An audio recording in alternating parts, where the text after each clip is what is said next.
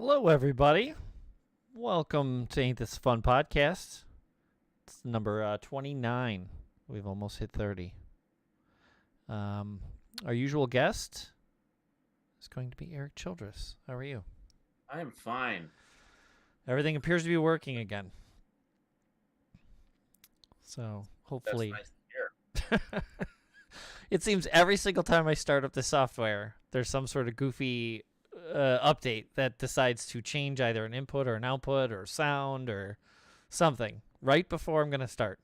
Yeah, that's why I turn off all updates, because that crap used to happen to me, and it would change something, it would delete something, I would lose something that I've been working on because the computer's like, oh, by the way, we're going to just restart randomly, and that manuscript you were working on, I've lost 3 books that I've written, 3, because of Microsoft Windows updates. You don't save them to like a thumb drive or something? No, they're gone. They're gone. You're not still using like Windows 95, are you? Work. What? You're not still using Windows 95, are you? No. No, I'm not. I'm not using Windows 95. 98. Oh, there you go. Yeah, I did upgrade to that back in 98. So. Not too long ago. No.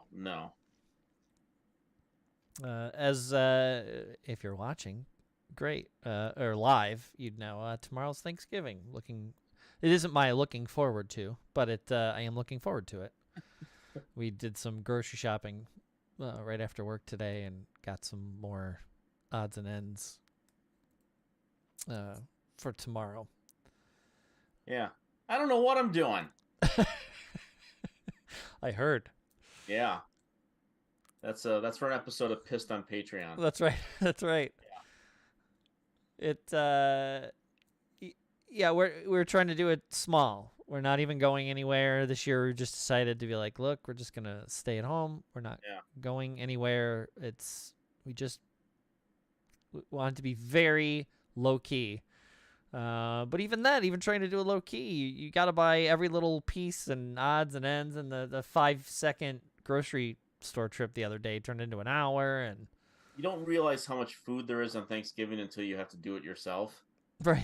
And even then, even if you go lo-fi and you just buy, like, turkey strips and a thing of mashed potatoes and that, you think of just like everything. You need vegetables. You need, some people like sweet potatoes, some people like yams, and and freaking you got to get a pie and you got to get dessert and all this kind of stuff, and it's just way too much food for 2 people. Yeah, there's really no normal way to do it. Well, here, look, again, this is a positive podcast. I want to be thankful since tomorrow's. This is not complaining. This is first world problem garbage. Yeah. I'm thankful I can, we all struggle a little bit, but I'm thankful we can afford to even be in a home and have a decent meal. So again, we're not complaining. I'm not complaining. I'm just, it was, hey, let's just go grab a couple things. Hour later, Yeah.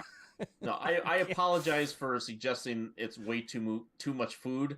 No. I know that's not what you meant, but even me, I was like, oh, I'm realizing I'm saying it that way. That's not, No, but it is. Had a day. When you think about it, I'm trying to get into the positive mood for the show tonight, and realize that I'm just trying to be funny, and I just realized I insulted all the homeless people. No, we didn't. I did. No, you didn't. I did. But like you said, it's not like a potluck. You can't be like, oh, by the way, Mrs. Fun, bring the pie and I'll make the sweet potatoes. Right. We're doing it because again, we're just gonna as low key as possible. But that means everything. Right. We already forgot 2 things. I had to grab more stuff today. This was yesterday when we did the majority of the shopping, but today it's we went and grabbed 1 or 2 small things that I forgot. And then even when we got home and I forgot, I'm like, oh, forgot that. Yeah. So there's still something I'm missing. You can't make a thorough enough list. There's no, it's imperfect no matter how you try it. Keep it very simple. You get turkey, potatoes, sure, a vegetable, maybe if some fancy thing that you like, if you're a fancy lad, and a pie. That's it. Isn't your potato your vegetable? Well, yeah, I mean, you like a green bean, a corn. Oh, okay. All right. The colorful vegetables. Yes, potato is technically a vegetable, if you want to call it. Fine. What is it? It's a ground. There's another word for potato. Groundswell. No. He's trying to help. Sure. Although they do swell, they get bigger. Mm-hmm. We still talking about potatoes? Sure. Okay. I just it's weird tonight. Just saying. Talking about food, it gets me that way. Yeah. I just hit the button to make my video public. I streamed Pentiment, which was the thing I was looking forward to last week. I saw that on the YouTube feed. Yeah, I hit it to make it go live. I had to put the little card at the end and stuff. But yeah, I spent last week playing Vampire Survivors. Came out on Xbox. I already maxed out everything and unlocked all the achievements because it hooked me again. Even though I played it a ton on PC, I ripped through it on the Xbox because it's awesome. But then I also streamed and played the first hour and a half of Pentiment. Mm-hmm. And it's super quirky and fun and ridiculous. One of the things I'll bring up though really quick, which I know you'll appreciate being a wordsman, is your job is I think it takes place in like is it 1538? Something like that. Maybe 1358 or 1318. I'd have to double check it. But anyway, it's 1,329. What? 1,329. No. That's a score from Cloak and Dagger. There you go. Good catch or good call. Deep cut. But you play a little character that works at the local abbey at the church, and you're an artist of writing. You work in the scriptorum, so people pay you to rewrite books, like make them a copy of a text. Yeah. But the whole idea is everybody, if you're from highfalutin, like you're a lord, I met a lord, and when he talks, the script that's printed out on the screen comes out in Old English, like calligraphy, Old English, like it like you hear the thing go. And of course, it's immaculate, and his words are very, he's a learned man. He talks very well. But at the very beginning, when you wake up, you walk downstairs. It turns out you're renting a room in a house, and you're talking to the lady of the house. And as she's talking to you, the script that prints under her speech is not as nice. It's kind of a, crappy cursive, like a very scratchy handwriting. Yeah. The beauty is, though, I do it in the video, you catch it right away that if she makes a mistake in her speaking to you, it types it that or like writes it that way. So as you're reading it, the word comes out misspelled. And then all of a sudden, at different intervals during her little speech as it's printing, the printing will stop, and then you'll see, and it'll erase the misspelled word, and then they'll rewrite it over the old one. And even there might be a little piece of the S still there from the original time it was misspelled, and then they write over it. So it's all about your job in the game as this person who does the drawing of these books and hand writes in these. That's your art. But everybody that speaks to you has their own sort of font and style in which the font pops out. And I know you'd appreciate it instantly when it corrected itself. I'm like you catch yourself reading it wrong. Yeah. And then immediately the scratching, and I was like, that's brilliant. It's such a little, just that little touch, that little bit on the top. It's a slow moving story, and there's no action or nothing. It's more like, so like in the midst of me discussing with this guy I walk into on the road, it makes you make a decision about like where you went to college, and by picking where you went to college, that gives you what you might be intelligent at. And so when I went in Italy, I can decipher Italian script, and I might know a little bit about the areas of Italy. So for the rest of the game then after that, if someone mentions the fact like, oh, I've been to Italy, your options of speaking to them open up more. But if you didn't go to England, or you didn't go to, I think Germany was another option, and they're talking about Germany, you're going to have way less options to do it. But I've been spending my time this week playing those few games. They're both really fun, especially Vampire Survivors, but I have to find a game called Calligraphy.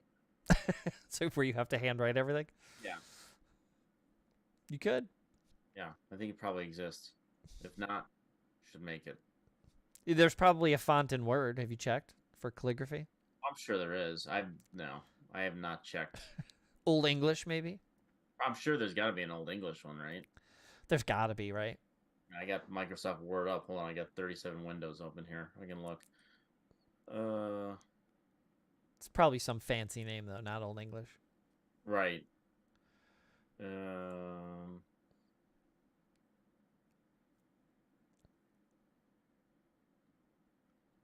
Yeah, there's no. No, there it is. Old English text. There you go. Yeah. That's awesome. Mm-hmm. On my original home, the home I grew up in, we won't say where, but my garage door was lime green. And on the garage door was a giant version of the first letter of my last name in Old English in black paint.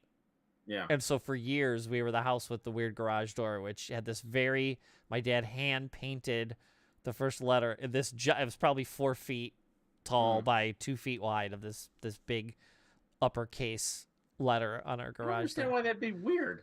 Because most garage doors don't have like a design on them.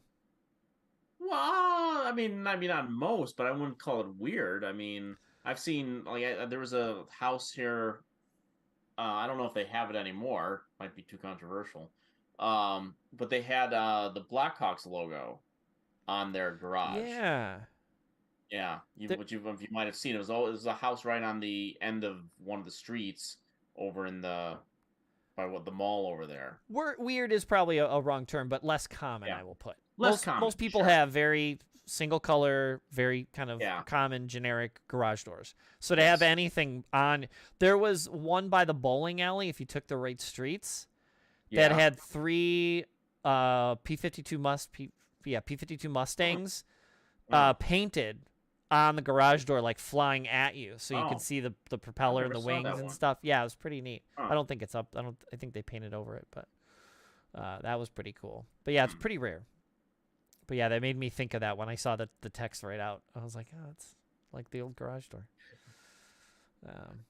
But yeah. So we're gonna get into this. It's now month whatever of the nightmare hellscape we're living in that began a little over 2 years ago. Yeah. Every day, right? Certain elements are getting worse. Yeah. Yeah. There's positive stuff, which we try to focus on. Right. But and that's what this is all about. Right. We're going to try to talk. Well, not going to try. We are. We're going to talk about 3 things that are making us happy, that are bringing us joy, making us smile, whatever. And then we're going to talk about a 4th thing that is something we're looking forward to. Yes. That we hope is going to do that for us. Most likely it will, because we wouldn't be paying attention to it otherwise. Yes. So. Why would you be looking forward to it if you didn't think it would bring you some joy? That's right. Yes. So, like I always say, would you like to go first, or would you like me to go first? I would like to go first today. Since this is Thanksgiving show, I've gone with Thanksgiving related elements for today. Themed, well done.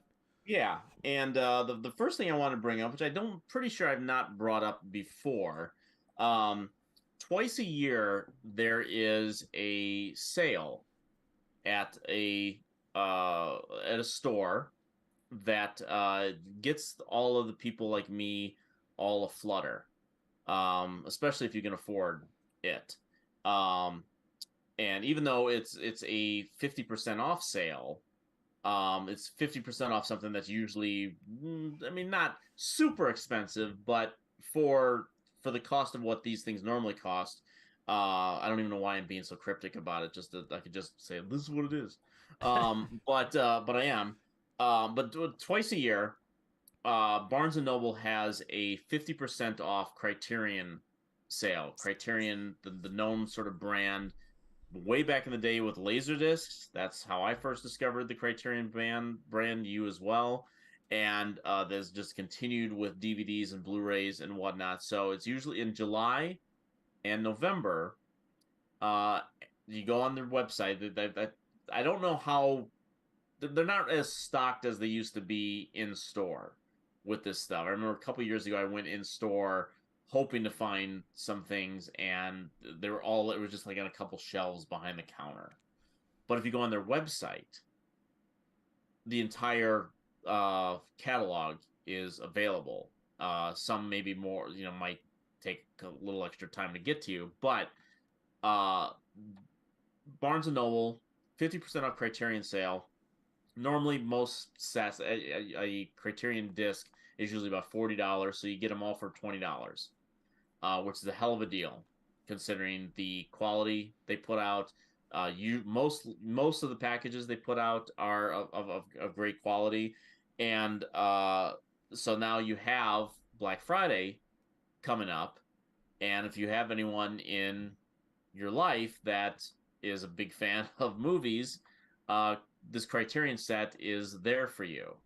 And admittedly, I know people who handle Criterion, so I usually get like one or two titles a month, but it's not all of them. So I do partake in the sale when I can afford it. And this digital or the sale is on Barnes and Noble site or Criterion's? Barnes and Noble site. Gotcha.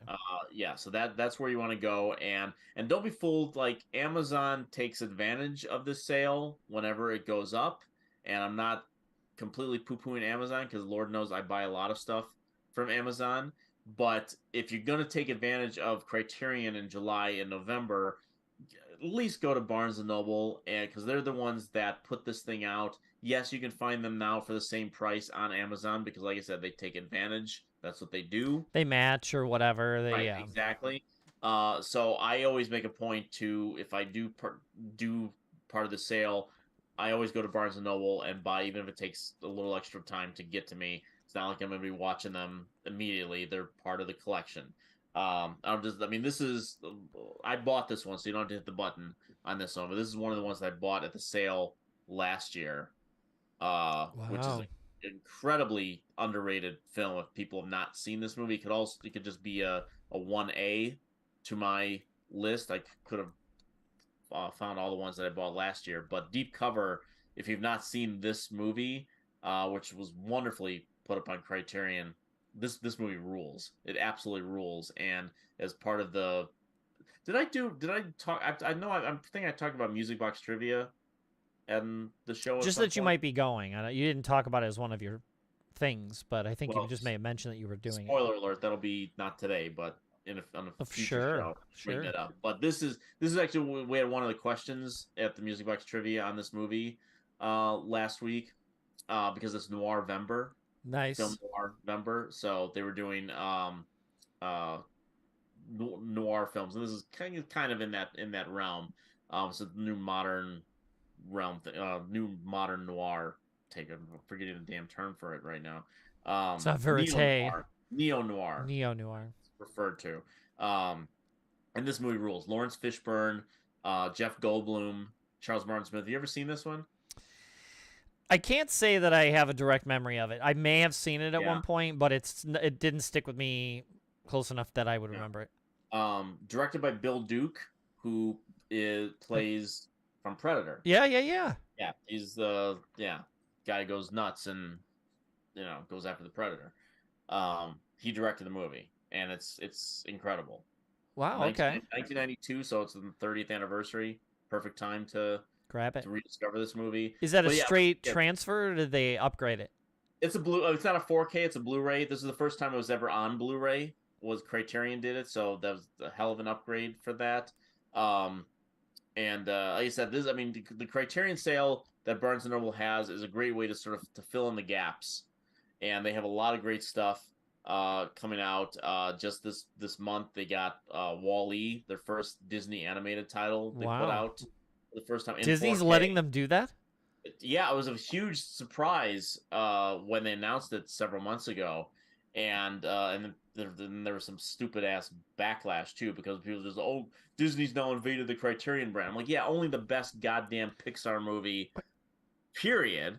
Like, why would you complain? I don't understand people sometimes. Some people just get so anti something they don't recognize that they're getting an upgrade to this thing that they love. It's that weird gatekeeping thing.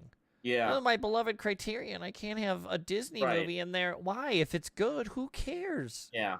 I don't know if you saw, I just happened to post something on Twitter today about gatekeeping. I said the only good gatekeeping is Sigourney Weaver. So that's the only gate. Come on, man. Why can't I not? Sigourney Weaver, Yeah. gatekeeping. Oh. There it is. Okay. Keymaster. A little disappointed. Yeah. Um, I was legitimately trying to think of her like being weird at one point, like trying to be weird about gatekeeping something. Yeah, not actual gatekeeping. She is the gatekeeper. Yes, There you go. But yeah, that's but so no, weird. So the Criterion's it's a great way to fill in the gaps. And it's just a remarkable sale, and it's 50% off everything. So it's not just the singular titles, but they have like Bruce Lee sets and director sets that go over $100 that are now down to like 50 or $60. So go big if you can. 50% off twice a year for an entire month. So I think it's November 29th might be the last day of the sale. Like a week, probably. Yeah, it's usually sometimes they extend it an extra day or whatnot, but Cyber Monday makes sense too. It's Monday. Exactly. No, it's definitely going at least through that. I know. So yeah, Criterion 50% off. BarnesandNoble.com. And I'm assuming people know what Criterion is, but Criterion doesn't just put out like, oh, we got access to a movie, we're gonna maybe upgrade it to 4K or make something a little. 90% of the time, it's 99% of the time, it's they've spent a lot of time and money getting multiple commentary tracks from not just whatever the key grip, but like they're getting directors, commentators, historians. I mean, you've done not for Criterion, but you've done those.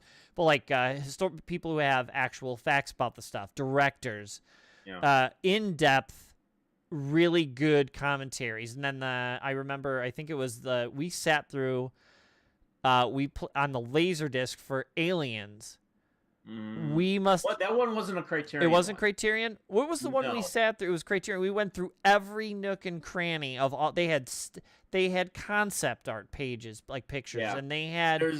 I mean, that's the kind of stuff they do, though. We used to have Laserdiscs. I mean, the very first Laserdiscs I bought. Well, not the first two. Well, maybe they were the first two I bought. Well, the first at that Laserdisc store that Chumpy mentioned. Right. The first two Criterion sets I bought were for Ghostbusters. Speaking of gatekeeping, and Close Encounters of the Third Kind. That's which actually have never been put out on Criterion on DVD. Sure. As part of their collection, they were only available on Laserdisc. Blade Runner was another. That might have been one we went through. Yeah. But yeah, I mean, they're tenacious about getting every little tiny bit. Copies, full scripts. You can page through the original script. You can still art and behind the scenes photography and all the movie posters from all the foreign countries, and you can flip through those, or concept art. And I mean, they don't really waste their time. This isn't just, you're not paying $40 because you want a new copy. You're getting, it's worth, it's not just the movie. They really take their time to show you why this movie is to be revered. And then admittedly, I mean, some packages are bigger than others. Of course. Admittedly, there's a couple that I have that almost have nothing on it. It's basically just, here's the movie and it's upgraded and this is what you get. But yeah, you generally get commentary, you get a lot of shuffled up special features and whatnot. But they're very selective. They literally license and put out like 5 titles a month, and they're very specifically chosen. They're a lot of them are very high upgrade art house movies and whatnot. But they've done The Breakfast Club. They've done a whole bunch of things that they've even done some Albert Brooks movies. They do high class films for the most part, or films that have sort of a cultural touchstone. And like, you can go on YouTube and they have a thing called the Criterion Closet, and you can watch directors and actors and whatnot get invited into the Criterion Closet, and you just see them go to town because they just get to take whatever they want. And they say, I'm taking this and I'm getting that and whatnot. I actually knew a guy years ago when I first started doing this that worked at the Criterion office here in Chicago. And I knew him pretty well, and he had me. I visited him at the office one day. I can't remember why I was there, but he asked me to come and visit him and talk to him about something. And on the way out, he's like, "Yeah, you want anything?"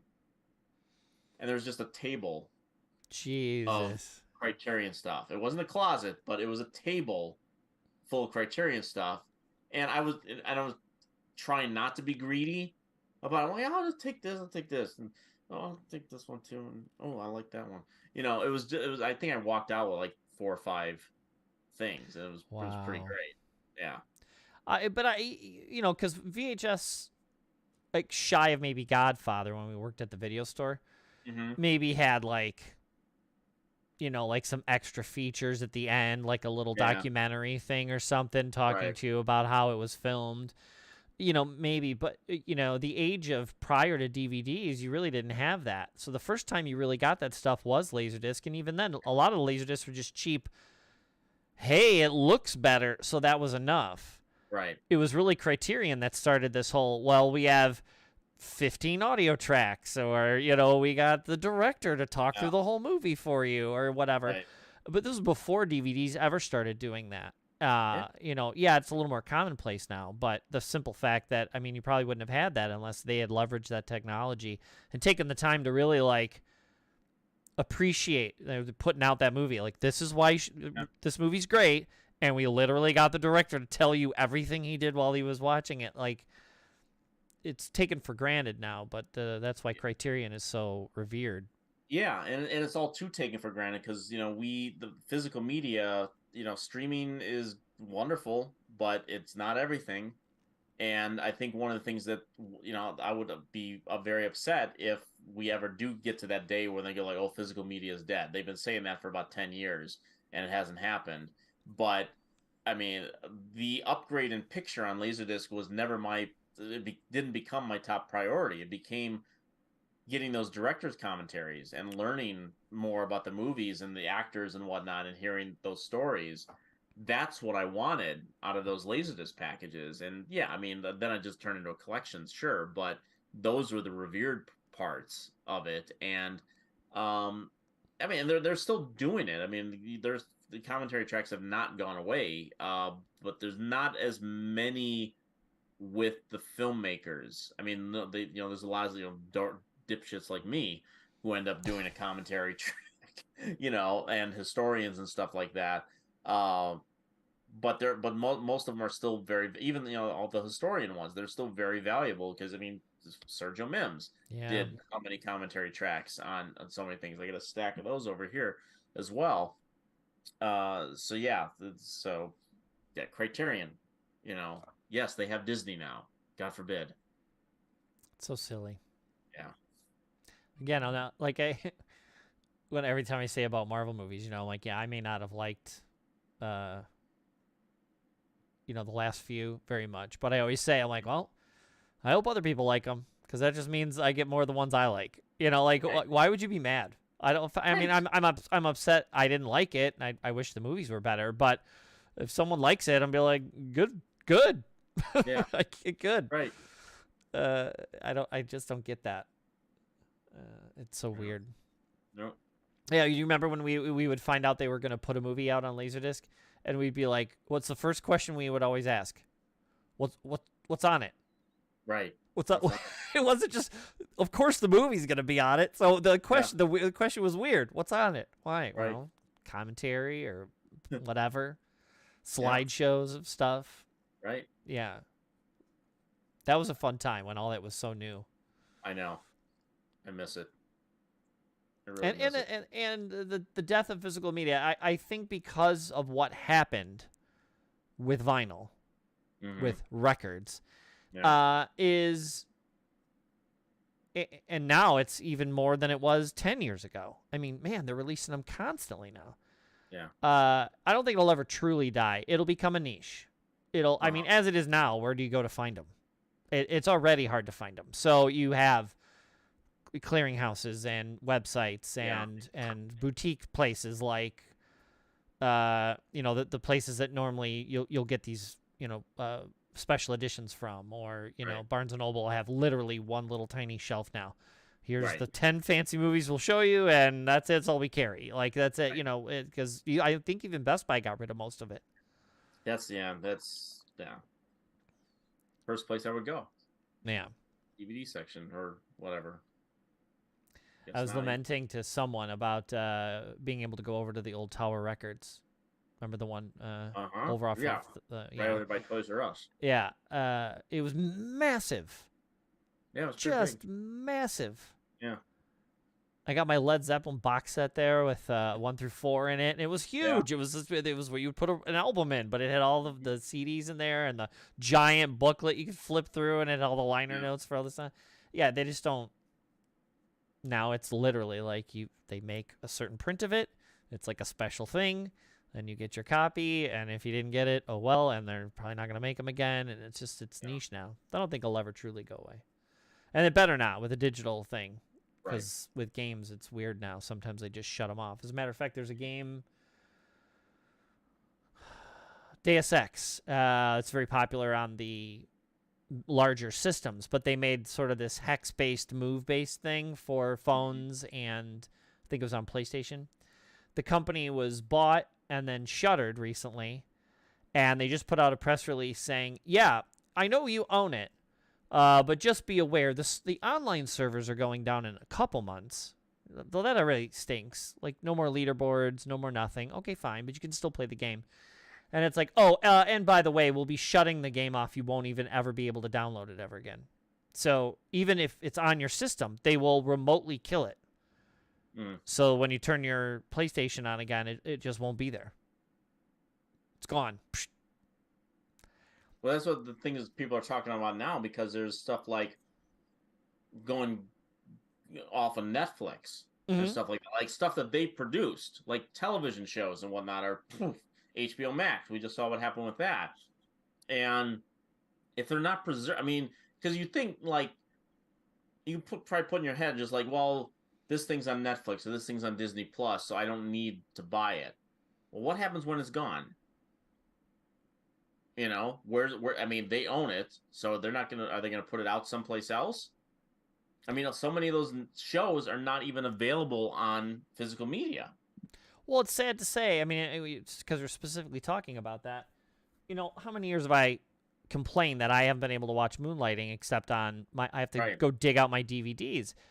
And it's really sad to say probably the only reason it's being fixed now, it's going to be streamable here in the next couple years when they go through all the 5 years worth and getting them online and everything, fixing them all, is it unfortunately, it probably took Bruce Willis getting really sick and really not ever probably going out in public anymore. Unfortunately, that's probably what it took for Disney now, who owns it, to decide that it was worth the time and money to put out. Yeah. And so, again, once it's gone, it's gone. There's I think her name's Kelsey. She owns a like a boutique retro game store, her and a guy she knows in Seattle. But she works with the Video Game Historical Society or Video Game Historical and Preservation Society. And what they do is not only do they have this wealth of history, like they take old booklets and they start to have copies of every game from every system ever. But now they do preservation. So like there are people that have like the first version of Gauntlet on the Genesis or whatever, but it was the preview copy. So it's slightly different than the one that came out that you actually bought. And people will find their old demo copy. Well, they will now send it to Kelsey and this society she works for, and they'll preserve that version. So if 1.0 was the one that was released out in stores, this might be 0.85, so it was not quite finished. One level may not work properly, but the sprites are slightly different, and maybe the scripting's a little weird. Well, now they have 3 versions of Gauntlet that came out on the Genesis, and they keep all this stuff digitally stored there. And so it's going to take Hollywood or someone to start doing that for the movie industry, because Wasn't film like degrading and just disappearing? Because film degrades after so many years, right? Right. Uh-huh. Yeah, I mean, the Film Preservation Society and directors get involved with that kind of stuff, and they have to restore films and find stuff that was rotting away in vaults and things like that, like original prints and stuff like that. So, yeah, It's sad. yeah, And our access to it. I already get angry that I can't find stuff that I want to stream. sure. Imagine when they just, like HBO. Well, we're just getting rid of half of it. Well, where's it going? Yeah. Nowhere. Like, it's just gone. You'll never see it again. What do you mean? Yeah. All that work and effort by the directors and actors and animators and camera got people and just gone. And there'll be nowhere to get it ever again. Yeah.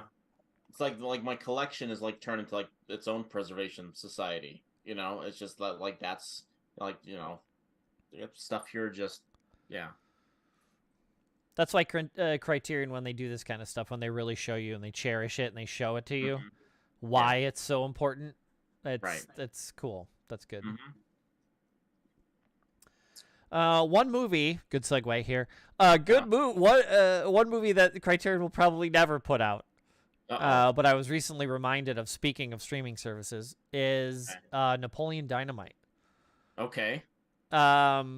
It's come up a couple times recently, and then literally I was thinking about it, and two things got brought to my attention in the past 2 days. It brought it back up in my memory. But Uncle Rico is getting a ton of attention, and I love Uncle Rico. And just because he's so ridiculous, and this will segue into another part of this, but I'm a huge. I think we both are huge fans of Napoleon Dynamite. Yeah. Movie's great. And I know maybe it hasn't aged well for some people, but I don't care. I still find that... There are people that didn't age well when it came out. Well, I know a lot of people that hate that movie. Yeah, well, but that's the thing. I think even people that liked it, there are people now that are like, yeah, I liked it, but I don't know. You own it or... It's so good. Still makes me laugh. I think it was HBO Max, HBO today said that it's available on their streaming service.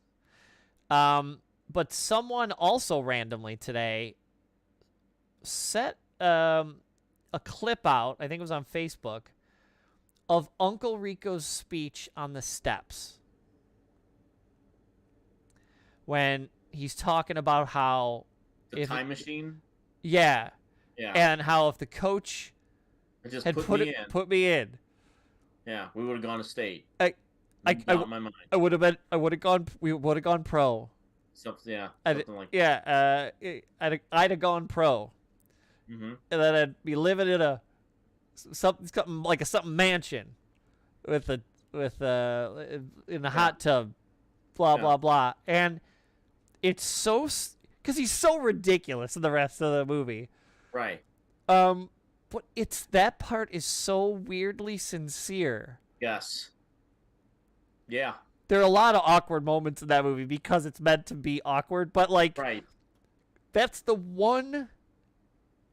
I mean, for him especially, it's one of the few times in that movie where it takes itself very seriously. You really have empathy for him. Yes. Yeah, because it's just like there's. Yeah, I mean he's not the greatest. He's definitely not the greatest uncle in the world. He's very self-centered and he's kind of a con man on top of it. But he's just a guy that, like so many, have just kind of fell through the cracks. They never, that think that, like you said, if coach just put me in, maybe my life would have been, it's a Mr. Destiny type situation.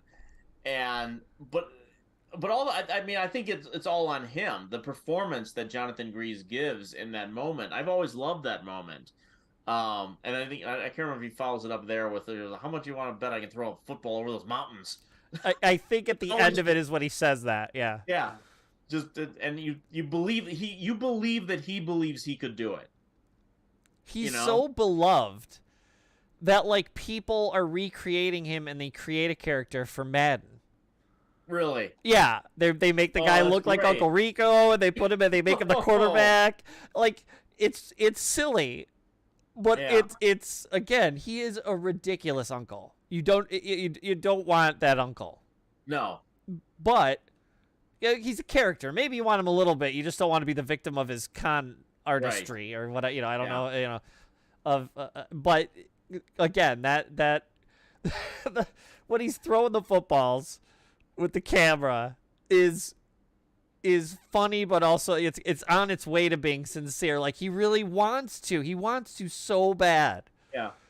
But then that little clip, and someone put it in their Facebook feed today, and it happened to click and go through, and I was just sitting there going like, I hadn't seen that movie in a while, and then it clicked all the way to today.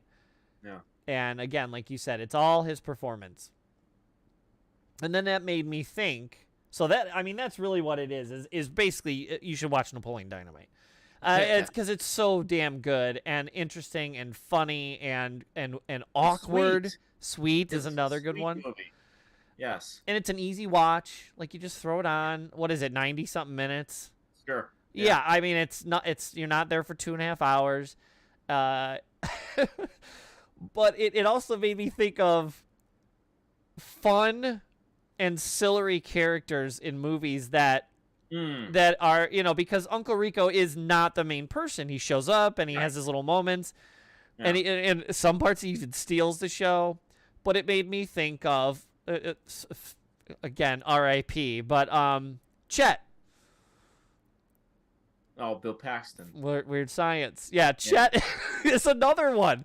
He's so good. He's not the main character at all, but every time he's there, he steals the show, and he's fucking ridiculous. He you don't want him as a brother. Yeah. But he's so good. And then it made me think of War Dog. Right? Mad Max? Not War Dog. Wait. From the new one. Road, the one that hangs out with Max. Ends up. He's his blood bag, but then the war boy. War boy. Yeah, Nux. Yeah, made me think of Nux. Mm-hmm. It also made me think of God, who's the other one I thought of? Cowboy from Inner Space. Make love with my boots on. Yeah, that's great. Yeah, he's a great ancillary character. He's fantastic too. Yep. The crazy Irishman or Scotsman from I think it's Braveheart, right? Yeah. Yeah. I'm forgetting the actor's name, but the one who comes in, he's not part of the clan. He comes in to help, and they think he might be against them initially, but he's becomes one of his closest allies. Yeah, every once in a while he'll pop up and say something that's pretty good. He's another kind of fun little extra character. Yeah. What does he say towards the end? That the voices in his head were telling him. The voices in my head told me I'll make it through this day, but he's pretty sure you're fucked. What a great line! Yeah. That line steals that whole scene too. Yeah. Like that, he's great. The coach in Bull Durham. What is it? Not a savings bond. So that's always a good gift. When he's talking about you talking about the coach or Robert Wool? Well, that's right. He's assistant coach. Yeah. Yeah. Robert Wool. If you find where the setting the candlesticks make a nice gift, or find where they're registered, maybe a place setting, or he's good at that. Yeah. There's a bunch of fun, good, but yeah, Uncle Rico made me think of all these. But yeah, what are some other ones you can think of? I'm trying to. Oh gosh. Let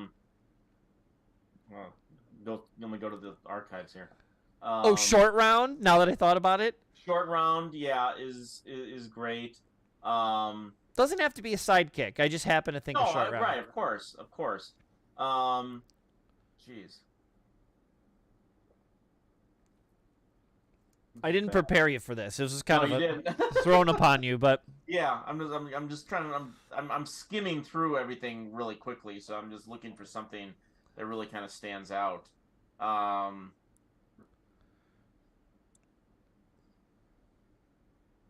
Yeah, I wish I Yeah, had it'd be prepared hard. correctly. I mean, Cowboy was the first one that I came up with, that I love so dearly. Um, and in um, Uncle Rico, probably in another life was probably Laszlo Hollifeld. That's right. You know, Yeah, he's again, great character. Ancillary doesn't have to be even part of it. You want to borrow my pajamas? um, yeah, that's right. That's a whole show we could do. Yeah, and just trade characters. Yeah, because it's a very specific type of thing that you're looking at. because you could be an extra. Like a third wheel's a bad, Right. or fourth wheel's a bad analogy, but. You could be just an extra character in a movie, but to stand out and be a little off or fun and silly, that's what makes it even more entertaining. And when you do that, and like Ducky is, he's more central to the plot, and that's where I was going to go with that. But that kind of character, Uncle Rico is kind. I mean, he did not really know. Uncle Rico fits more than a Ducky. Because Ducky is sort of like even Uncle Rico is a high listed character, I suppose is one way to say it. But like, if he's but I get what you're. I'm with you. The more but in that movie, another good one, Annie Potts. In Pretty in Pink, she's another good character. Yeah. I will double down on that. Some Kind of Wonderful, Elias Koteas. Oh, yeah. Yes, well done. Pinhead. Yes. He is great. He is in Chicken Some Kind of Wonderful. Right. Yeah, it's like it's so good. Yeah. But yeah, it made me think of the unsung extra character in a movie, and poor Uncle Rico sitting on that porch, just remembering, if you just put me in. Yeah. But watch that scene. I'm sure there's a GIF or a little 5-8 second clip of it somewhere. I'll put links and stuff down below. But yeah, that's such a great scene with him, and it really does, like you said, that's a better word you used, empathy. It makes you feel for him, whereas before he's just a dumpy, stupid uncle. But in this case, he was. It all hinged on that one moment for him. He'll never be able to forget it. Right, and I love. You want to watch my tape? You want to watch my tape? And he shows him the football video, and he's got that one move with the football where he just kind of goes, and then throws it sideways like that. It's a beautiful moment. I mean, I saw that movie at my second Sundance was Napoleon Dynamite, and I remember I was sitting in the room watching it. And I'm like, there's something so great about this. And it was a hit at Sundance, and then it came out, and it became like a little cult hit when it came out in theaters, a small release. Made like 40 million, something like that. But like every critic that I spoke to hates that movie. What? And, all of them hate that movie. Stop it. Hate that movie. They can't stand it. Can't watch it. I've always, from the moment I saw it, I said this is basically like a live action cartoon. Like, if you put these characters and animated them, and I think they did at one point. They did. It didn't last, but they did. It didn't last because it wasn't very good. Yeah. But the movie itself felt like it was something animated brought to life, and that was the level of the humor that they were doing. Now, I haven't liked anything that director has done since. So, a one-off, but it happens. Hey, a one-hit wonder is still a one-hit wonder. One-hit wonders are guys that got something done, whatever. They did it. If we're remembering Napoleon Dynamite, the people who love that movie will remember it for a long time. Yeah, forever. Yeah. It's quotable. Yeah. My bow staff skills, all that stuff. Like, I mean, come on. Yeah. A liger. Yeah. All that. I was thinking of bacon or a cake or something. Just the words. Vote for Pedro. Vote for Pedro? Yeah, I mean, come on. It's so good. Mm-hmm. But yeah, poor old Uncle Rico. Did not expect that tonight. Yeah. Yeah. Yeah, Napoleon Dynamite's great. Okay, so I mean, we're taping this just before Thanksgiving, and one of the things that I always associate with Thanksgiving is something that was always, at least since we've known each other for a period of time, was on television on Thanksgiving. No, I'm not talking about the damn parades or anything like that. Um, but it became like an annual event on Turkey Day, and they is the annual Turkey Day marathon of that. And Shout Factory, which picked up the reins of Mystery Science Theater, and unfortunately they're not doing any more. I mean, the show has been revived, obviously, and they have put out those two couple seasons that have been done by Jonah Ray and all the new people. But Shout Factory is still doing. I think they still own the rights to all of the episodes that they did put out. They put out many of them. It's still a little incomplete. We're still missing some episodes on DVD, but they've been doing online the annual Turkey Day marathon. So people might be watching this. Turkey Day may have passed, but the Shout Factory does this on Shout Factory TV. So every Thanksgiving now, I turn on Shout Factory TV and I put on the Mystery Science Theater marathon for as long as I'm home and able to watch it. Doesn't matter what episode it is, it's just magic to me. I have all of the sets that are currently available, and I even have my own stash of versions that just say not available. I have those as well. But I mean, I just brought this out as an example. This is the movie, of course. Shout Factory. Ruth. This out. Ruth. Um, remember seeing this? Oh yeah. Piper's Alley. I think it was the first time I ever went to Piper's Alley, which doesn't exist anymore, the movie theater at least. And having to go downtown to see this movie, and it was just everything we wanted it to be, and yet ironically probably did the best movie they've ever done, with the movie, but still, it's still worthy to make fun of it. Yeah, yeah. So it's a simple thing, Mystery Science Theater, but discovering the show, this is film school, just like commentaries on Blu-rays. You can learn just as much from a bad movie as you can from a good movie, and they've continued to do that with riff tracks and Cinematic Titanic, which was available for a little while. That's all also available from Shout Factory. I think it's still available. It might be out of print now. I have it. But yeah, just Mystery Science Theater 3000. I mean, it is absolutely the definition of comfort food for me. Well, that was one of the big things. I showed Mrs. Fun that they posted, I think it was on Facebook, that they were doing their Turkey Day Marathon again. Yeah. And again, if you think like, well, I don't want to, I think their Shout Factory channel is a paid streaming service. Is it not? Or is it free? No, I think it's free. Is it free? Yes. Regardless of that, here's the beauty of it. Say I don't want to go on my computer, or I don't know, shoutfactory.tv or whatever. They have a list. They posted a movie poster on Facebook, and it had all the episodes they're going to play, which is all their Turkey Day episodes. And then it said, here's where you can watch it. And it shows, I think it's Freevee, which is a free streaming channel.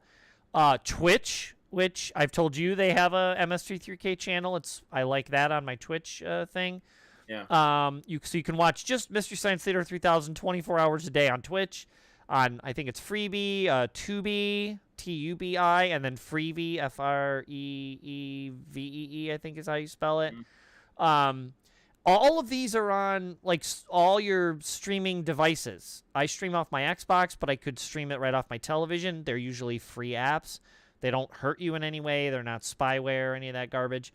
Tubi, Freevee, a couple others, and then you could always just go to Shout Factory whatever. I think it's .tv or something.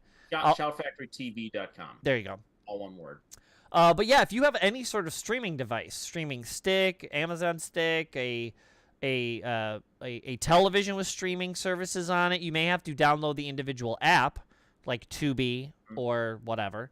Right. But it's just it's a channel. It's got commercials. That's why it's free. Right. But it's just 24 hours a day, MS3K. Yeah. And it's I remember when it was on Comedy Central. Mm-hmm. And then it went off of Comedy Central, and then it went on something else, Sci-Fi Channel. And then it went off of there, and then it came back again like on another, or it came back to Comedy Central for a little bit or something, and then it went away. It actually went to Netflix. Or the recent incarnation. Well, right, the new one. At Netflix, right. But there was a time after Sci-Fi, it was gone for a while. Okay. There was at the end of there's actually at the end of season 7, they actually had like an ending to the show, and they're all absorbed into like energy, and they just floated around the universe. But then Sci-Fi brought them back for 3 seasons, I think 8, 9, and 10, and they came back, and then after that was done, it was done for a long time until they had this new incarnation come out. But they, again, the main guys went and they started riff tracks, so that's been available for a long time. Cinematic Titanic was the one that Joel Hodgson began to do. That's also very funny if you could find them. Looks a little weird, but it's still very funny. And riff tracks continues to go. And I did Shout Factory TV, like you said, it's a free site. So you can actually go there and watch a number of Mystery Science Theater episodes right now.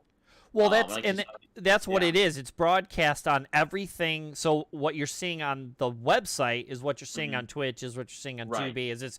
It's just they're broadcasting that. It's all the same. So they have like a old school TV schedule, like this is what we're playing at this time and everything. Sorry. Yeah. So you can just put that on all day and just have an absolute blast. This is.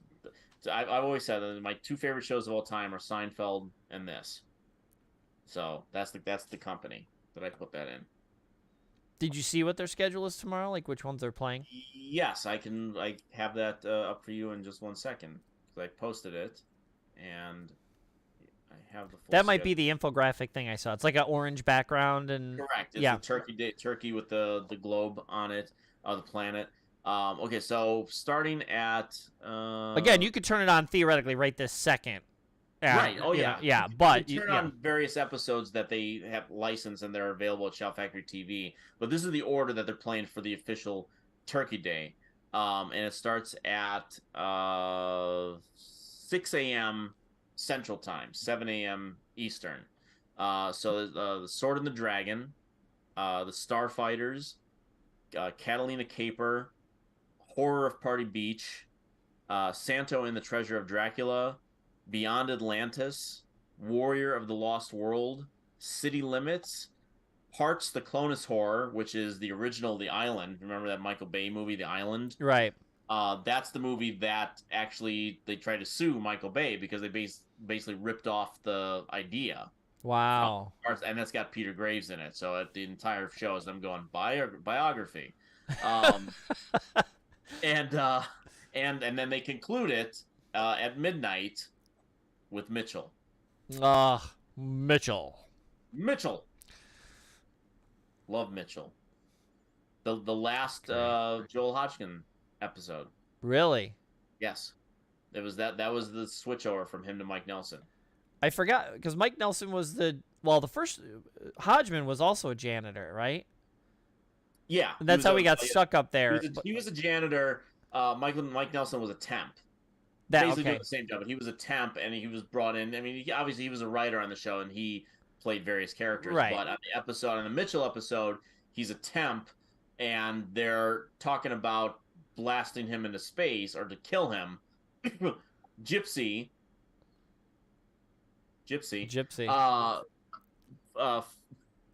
Finds out about it and thinks they're going to kill Joel. So she makes a plot to get Joel off the satellite of love and jettisons him.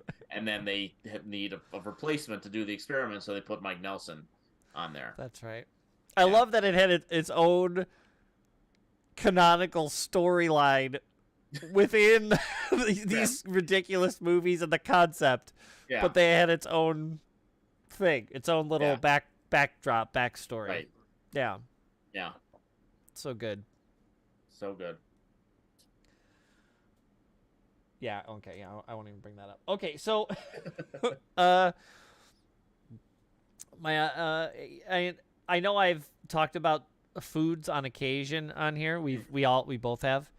I can't remember if I said this after the root beer.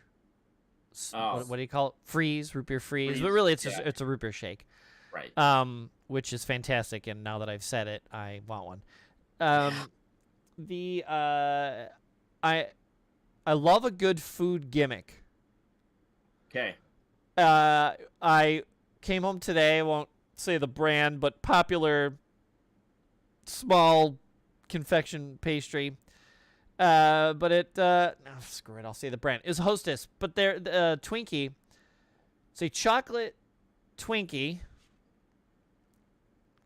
which every once in a while they bring out. Yeah. But this Christmas they made one with mint filling. Had it. Yes. I had it. I got a box upstairs. Save me one. I will. Yes. But I love a good. I mean, I've talked about it on here. The fact that I love if I have a cola, I will usually go to a Pepsi. When they made the nitro one, I'm like, I'll give that a shot. Why not? I do that with just about everything. You see me all the time. I post stupid crap about. Gave that a try. Recently, I tried I don't even drink alcohol, but I tried the Mountain Dew hard, whatever the hell they call it. Dew. Yeah, hard Mountain Dew. Because I love Baja Blast. Like, I'll give this a shot. While it's cold, it's zero sugar too, which I also hate artificial sweeteners. If I'm gonna eat trash, I want to eat trash. I want it to have sugar in it. So hard. I'll even take corn syrup, but I can't stand fake sweeteners. I can taste them immediately. Then I just don't want it. I'd rather just drink water. But it was a zero sugar drink, and it was 5% alcohol, and it was 24 ounces, so it's 2 beers worth. But that actually tasted pretty good. Why? It's a gimmick. They're just trying to sell stupid crap. Let's put flavors on it. Vanilla, or you want to put another funny flavor in a drink. It's mint. It's what Coke had one over the summer. It was called Space. Yeah, Space. It was a minty, like a spearminty citrus. Mm-hmm. But it was light on the top of the Coke. It was just light enough, but it made your tongue tingle a little bit with the mint. And but yeah, it was that was good. There's a whole bunch. Now I'm trying to think of all of them. Cereals they love to do this garbage. Sure. Anytime a holiday comes out, we've now made it whatever. It's a chocolate Captain Crunch or whatever, why? I don't know. We're just doing it, and we're putting a spooky ghost with the captain on there. Every year now, of course, the big ones are the monster cereals from when we were kids. A Fruit Brood and Count Chocula and all that stuff. They all come back. So every Halloween, I'll grab one box of one of them, just to kind of have it again, from when we were kids. Yeah. I'm partial to cherry as a flavor, so I usually go Fruit Brute, but Count Chocula is always good. What was the other one today, or the other day that we grabbed? What was it? It was another candy. Twizzlers. They want to make Twizzlers a pretty standard thing. Strawberry, licorice. Easy. Yeah. And then they have the pull and peel. Yes. Well, that's cherry, so it does actually taste different, but then it's like kind of gooier and it's solid. There's you get more for your Twizzler. Yeah. But then they got like the multicolored Twizzlers that also have like a little bit of like juice in the middle of them. Yes. And those are like, well, depending. I think some of them are sour. Have you had the sour ones?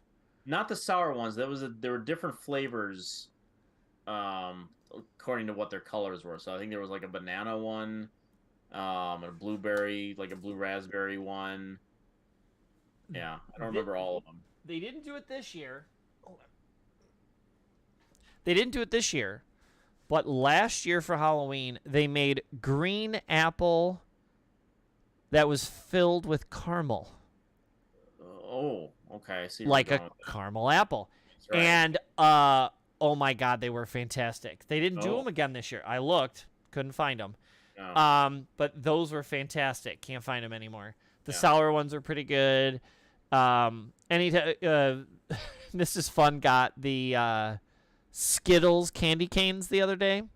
Okay. No mint. Yeah. Skittles. As we're picking from the Christmas candy that had come out. Right. They now have, there must be 40 flavors of candy cane. Every name brand, whatever. Yeah. Sour Patch Kids, and they even have I think they had a Coca-Cola themed one. It was like mint and cola, and then it was chocolate and mint. So there was like a chocolate part of the spiral. Well, I'll tell you the one that I had.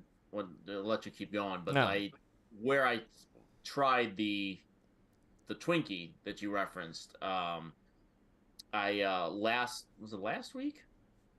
It might have been I think it was last week, or the week before. No, it was last week. I went with my podcast co-host Morgan to Nick DiGilio's event at Zany's that he was doing. So we went to Zany's in Rosemont, and one of the things that he does on his podcast with his Esmeralda, as producer and co-host, is they have weird food tryouts. So kind of the very things that you're talking about, but they usually get weirder. So that like sometimes it's like gross food type stuff. But at the taping of the podcast, they did a food thing, and they brought stuff, and they passing stuff out to the audience. And the first thing they brought up was the mint flavored Twinkie. Really? Which I had, which was amazing. I thought that was great. But they also had like mac and cheese candy canes. What? Yeah. Again, I like a gimmick. I would try it, but that seems weird. I didn't try that. But they also had Fruit Loops candy canes. Of course. And that was very tasty. So that makes sense. Something else we tried. I can't remember. Oh, there was what was it? It was gingerbread Kit Kats. Yeah. That was very good. We had lemon over the summer, lemon Kit Kat, blueberry pie Kit Kat. Okay. What was the other big one I had over the summer? Key lime. That was really good. The key lime pie Kit Kat. There was something else I had recently like that. I can't, for the life of me, I can't think of it. But yeah, anything like that that's like a gimmick. You want to change the flavor. You want to, bring it back. The McRib is back, and now, of course, they're saying it's the last time. That's it's a food, but it's a gimmick. They purposely do that. It's only out once a year to get people to come in and do it. Taco Bell recently did a thing where they discontinued a bunch of the items like a year ago. It was like right before the hellscape started, I think. Okay. And they like cleared out their menu to make it a little bit easier on themselves, I guess. Yeah. And one of the things they were forced to bring back was the little pizza thing they make. Right. Because people got too mad about it. But one of the other things was the double-decker taco. Okay. Taco, and then it's got like the cheese sauce, and then the like soft, thicker like gordita shell, like it's like pita bread. It's like do you have the Saturday Night Live skit? I know exactly what you're. Yes, I watched it. I showed Mrs. Fun because yeah, brilliant. Yeah, and then we wrapped it in a New York style pizza slice. Yeah. Then we put it in a bag and filled it with chili. It's a collectible bag, if I remember right. Yeah. Yeah, it falls right through. But one of the people were complaining they wanted that back. So what Taco Bell said was like, all right, we'll give you everybody a choice. We can bring the double-decker taco back, but how about you're going to vote on it, or we bring back the enchilito. And if I remember correctly, it hasn't been around for like a decade. Wow. And it's a little tray. It's an enchilada. It's a fast food enchilada, but you can't eat it in the car. You need a fork. It comes in a tray. It's an enchilada, small one. Yeah. And they just pour red enchilada sauce on it and a whole bunch of cheese. But it's either the double-decker taco or the enchilada, and they made everybody vote. And because the enchilada hasn't been around for a million years, they brought it back. And look, it is not proper Mexican food. Let's all admit that. We all know it's not. But it's I love it. Barely food. Yeah, true. But it's great. And I said to Mrs. Fun, I go, they're bringing this thing back, and I showed her a picture. She's like, I don't know why, but I want to try that. And I'm like, okay. And I said, you're not going to have to bend my arm, to do it. So we jumped in the car. We went and got him. So, again, it's a gimmick. It's the same 4 ingredients except for the enchilada sauce. It's the same 4 ingredients that's in everything else at Taco Bell. But it's the experience of going to get it. She had never had one. I mean, we've had enchiladas, but real good, authentic enchiladas also. Yeah. But again, she was like, I gotta go. We gotta try this. I love. I'll talk about this, I'm sure, at some other point. But I love marketing and gimmicks, and this is just along that route. And it's food, so you get to try it. And I'm inundated with it. I have to try everything. I tried the Flaming Hot Mountain Dew the other day, which had the Flaming Hot spices in the citrus. Yeah. It was pretty good. See, I'm not that adventurous. You're not adventurous in food in general, let alone trying already adventurous stuff that's been made even wackier. Right. Yeah. Yeah. Cheese is a struggle. Well, certain types of cheese. The devil smegma cheese. Well, you don't mind this. That's the thing, is it's not certain kinds of cheese. Even normal cheeses in places you don't want them. Well, no one wants cheese in places you don't want them. I should have phrased that differently. Right. On foods. Right. Even commonplace. So we've talked about this a million times. Yeah, but there are certain foods that I like. If you put cheese on them, it wouldn't be a deal breaker. But I prefer certain things with, like, I like pasta. I don't like baked pulling shit off. Yeah, I'm not crazy about baked, but if it's there, it's not that big of a deal because it's a type of cheese that I like. Okay, lasagna. I have no problem eating lasagna. Anything Italian with the cheeses, I'm usually fine with. But I don't like raw Parmesan cheese at all. Because it's a little rougher, a little bit harder. It's just no. I don't like it. But you'll eat a soft ricotta cheese on a lasagna. Sure. Okay. I'm not saying it has to make sense. It's just the way it is. Yeah, I don't even necessarily say you have to be like adventurous, because 90% of the time it's not like the only other weird thing that would I know there's probably a proper word for it, but a chilada, but it's like tomato sauce and clam juice. Old Richard Jenny joke. Right. You fucking drink it. Yeah, but it's like that makes sense. It's like I wouldn't necessarily think to put clams in my drink. Right. Right. But you're not sitting there with the tomato juice going, boy, that needs fish. Put some fish in there. Right. Richard Jenny bit. But like Pepsi, we want to put cherry. Okay, cherry Coke. I get it. Yeah. Vanilla. Okay, makes sense. Mango. Mm-hmm. Okay, stretching it a little bit. Yeah. But again, it's fruit. It's sweet fruit in a sweet drink. Like, it kind of at least sort of makes sense. Odds are they're not going to be like Pepsi and ketchup. Like, it's not going to be that. Right. So I don't even need to say you need to be adventurous to want to do it. Don't you just love a good, like, you see it and you go like, this is a special Pepsi with some weird flavor in it. Like, that doesn't intrigue you to want to be like, I want to try that, see how that goes. I mean, even like when I go to like the theaters or wherever, any places that have like the fancy Coke machines where they have every single flavor available, Awesome. which those are amazing, right? Yes. But I mean, there's so many that just like because like you try to go for refills you can't if you keep putting in different flavors, it's not going to taste right. So you kind of have to go like this is the flavor I'm going with today. Yes, the film festival I'm thinking of. That's where I normally go and you walk out and get like I don't think you're supposed to do that, but what are they gonna do? And but so like you can't like if you have like a raspberry something, then and if you have a plain something, you still got that remnant of raspberry in there, so it's not gonna taste right the second time. So you kind of have to pick your flavor for the day and go with it. And even there I haven't been that adventurous because if I pick wrong, then I gotta pay another $8 to get another cup. You wouldn't just rinse it out and use it again? Well, you could do that, but then you're risking, I don't know, some asshole going, well, you can't do that. You gotta take the cup in the bathroom and like rinse it out, and look like an asshole. See,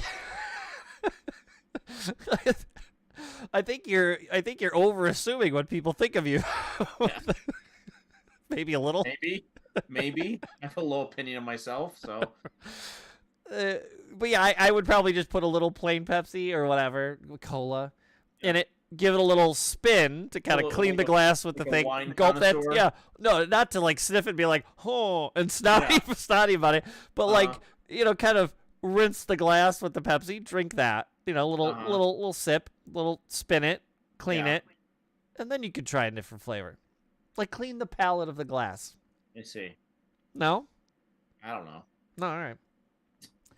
But I'll even go as far as what they put in cereal. So it's not even like food stuff, but like even when you're a kid and you're like, you could get a Hot Wheel and it would be wrapped in the plastic at the bottom of the. Yeah. It doesn't do it anymore. You got to send away and all that stuff now. But like that kind of stuff. If I'm already going to be buying soda, but I'm buying, or like we bought Doritos. On the bag, you get double XP with, Call of Duty. I'm entering the code. I'm getting the stupid thing on there because I get it. It's like it's a gimmick, well, but I love it. You heard of that documentary that's just premiered on Netflix? No, what? It has to do with the Pepsi Jet. The Pepsi Jet. We just watched that. You're right. That's another one. Yeah, I haven't seen it yet. I heard it was okay. I mean, look, they're just telling the story about what happened. Right. But there is actually a little bit of a poignant moment. I I shouldn't even admit this, but there's a little poignant thing at the end, and I thought they were going somewhere with it, but they don't. But I almost teared up a little bit. But yeah, the rest of it is just they're telling the story about this goofy kid who decides he really wants the Harrier jet because there was no clause at the bottom that said some rules may apply or whatever. Right. They just forgot to put it on there and really didn't think someone would figure it out, and someone did. But yeah, but that's Pepsi points. Buy so much Pepsi, get a shirt or whatever. Like I don't know why it gets me. I don't buy more than I should. Like I'm not in there with like $400. Like I gotta get a Pepsi shirt. But like, but if it's there and it's like download this code, get this thing, do this, get a thing in the mail. Here's a goofy flavor. You gotta try it. I'm gonna try it. Yeah. No, I mean some of the goofy value at the podcast taping. I mean, again, anything with mint and chocolate, I'm down for. So like that didn't feel that weird to me. That felt perfectly natural, and it's very good. It's very tasty. The Fruit Loop candy cane, that seemed completely right. The gingerbread Kit Kat, that all worked. Mac and cheese candy cane, no. That all because all I thought about was popcorn Jelly Belly, which is not good. I suppose if you like popcorn, well, you like popcorn. I like popcorn, and you give me popcorn Jelly Belly? No, it's like putting like butter right in your mouth, like a stick of butter. People eat butter. I understand that they shouldn't do that. Marlon Brando ate butter with his ass. You're speaking of mac and cheese. They make flaming hot Cheeto mac and cheese. Yeah, I'm aware of that. Yeah, I've seen that. I tried that. Yeah, any good? It's okay. Yeah. I think it's flaming hot. If not, it's just like a hot version of Cheeto flavored mac and cheese. Mac and cheese is something that I've come back around on.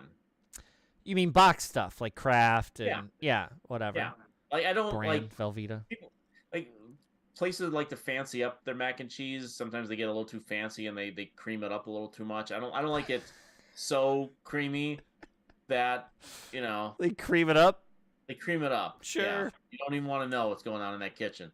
But yeah, I don't know. I like it. I like the Kraft and the box, but as a side, not as a like. I don't want to just eat mac and cheese. I want to eat that as a side with something else. What about a good home cooked, like 5 cheese casserole dish of home cooked, real good cheesy mac and cheese made at home? Maybe a little breadcrumbs on the the little sprinkle of the crumb, the cracker crumb on the top, that kind of thing. I would try that. I'm usually when I hear the term 4 or 5 cheese, it's usually I think that's too much.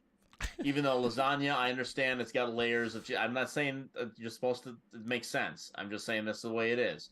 But yeah, like four cheese pizza. Like no, it's too much. I need just give me pull 1 cheese and put a meat on it, and I'm good.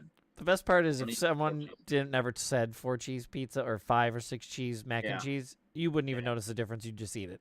Well, I mean, that's the hypocritical thing about me is that if you put some sort of food in front of me and I was hungry enough and you didn't tell me what it was, I'd probably eat it. Sure.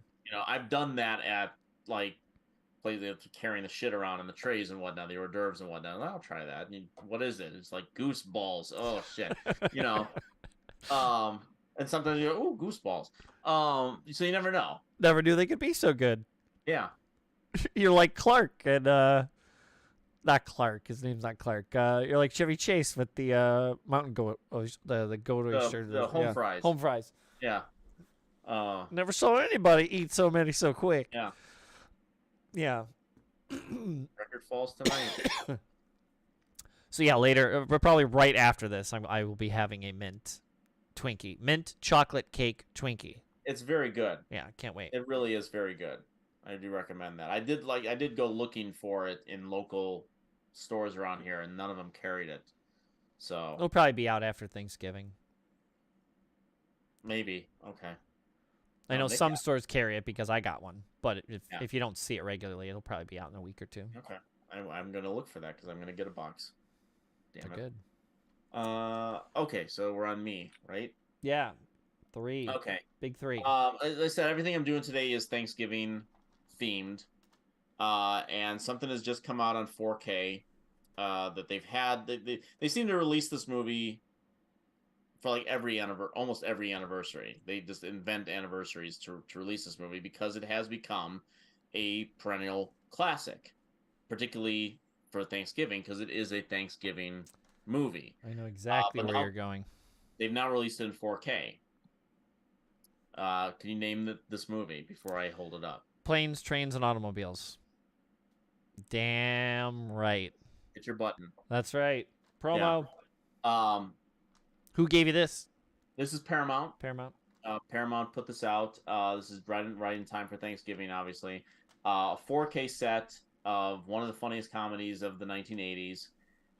And what's really special about this one is that I don't know if you saw there on YouTube not too long ago. One of the movie sites did a very deep dive into this movie and talked about the production history and all that kind of stuff. They did a video of it. And one of the things they talked about in the video is this thing has become kind of stupidly all the rage, not specifically to this movie, but people hear these stories like they'll be interviewing someone from a Marvel movie or something like that, and and frequently they'll say like, well, there's a 5-hour cut that exists of this movie, and then everyone starts going Snyder cut on your ass. Or release the 5-hour cut of Suicide Squad, or Shang-Chi or whatever it might be. And it was like, hey, dipshit, Like, there's a reason why it was cut down from 5 hours. Okay, it was never the final cut. That's just everything that they filmed, put together, and then they make a movie out of it. That happens all the time. There are 3-4 hour cuts of every single movie that has ever existed, for the most part. Well, Planes, Trains, and Automobiles was also had a 3 hour plus cut. And this version has 75 minutes of deleted scenes. That's what I've been hearing about. Yeah. One of the big ones, if am I ruining anything, is the eating/smoking scene. The hot dog. Yeah. Hot dog and smoking a cigarette at the same time at the airport. John Candy. Yes. Yeah, and I haven't seen all of them yet. I saw some on the video. There's a reason that some of them are cut. Not that they're necessarily unfunny, but compared to the rest of the movie, they kept the best stuff in the movie. But it's, again, it's like we were talking about with Criterion, to have that stuff, whether it belongs to the movie or not, as a separate side dish, if you will, is absolutely the kind of things we love about production and movie history. And having, again, 75 more minutes of John Candy, who's not with us anymore.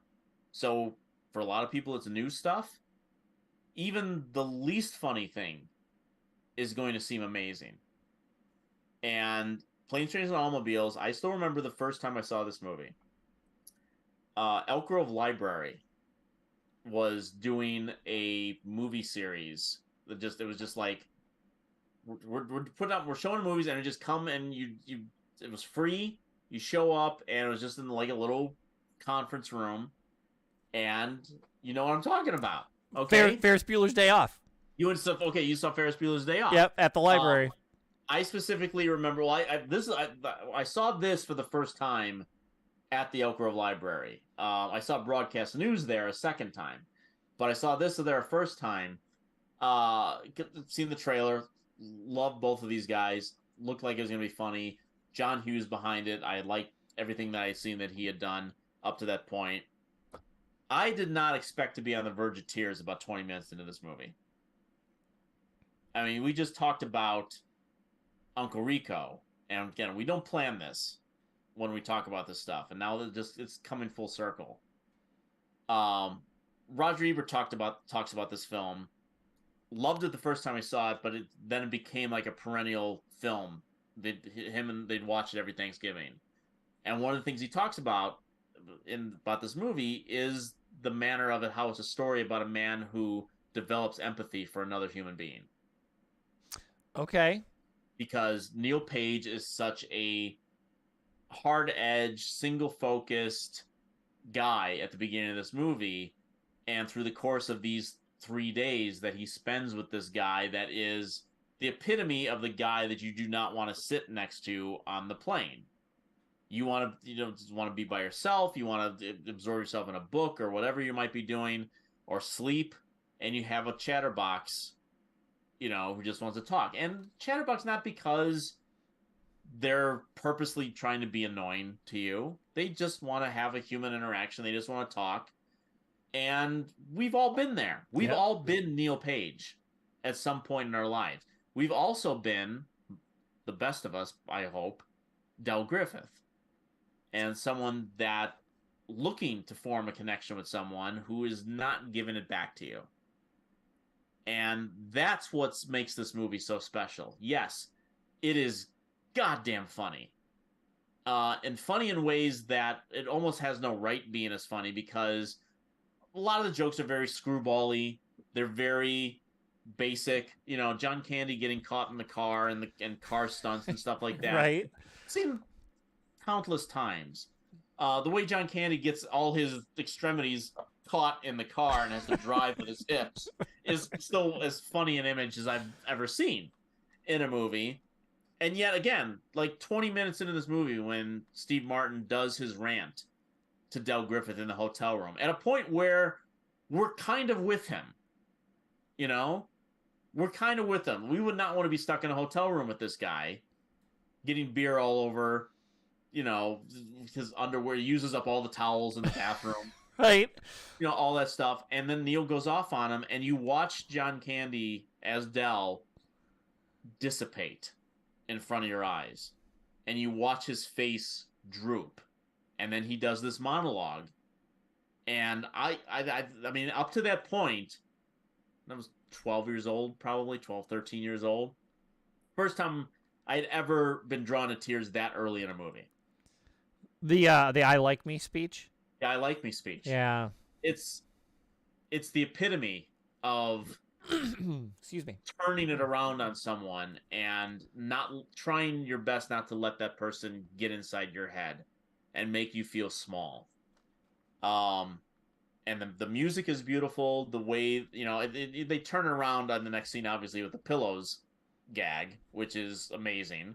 And there's so many more great laughs throughout the movie, including the F-bomb scene, which is legendary. And then you get that ending. And all the clues come into fruition. Neil Page figures it out, runs back to the train station, sees them there sitting alone, and then everything's revealed, and he invites them back to Thanksgiving. And when that song kicks in, yeah, and they open the door, walking down the street with the crate. I'm misty-eyed thinking about it now. Yeah, it's great. I don't know how you don't get emotional watching that chunk. I mean, all of it, but like that chunk, that ending will get you. And you see, and it ends, and again, it ends on Candy's face, where he's half crying, half happy to be a part of a family again, at least for this night. But there's also this shot of him holding his hat, and it's just him kind of holding the hat, and he's only got on the one glove.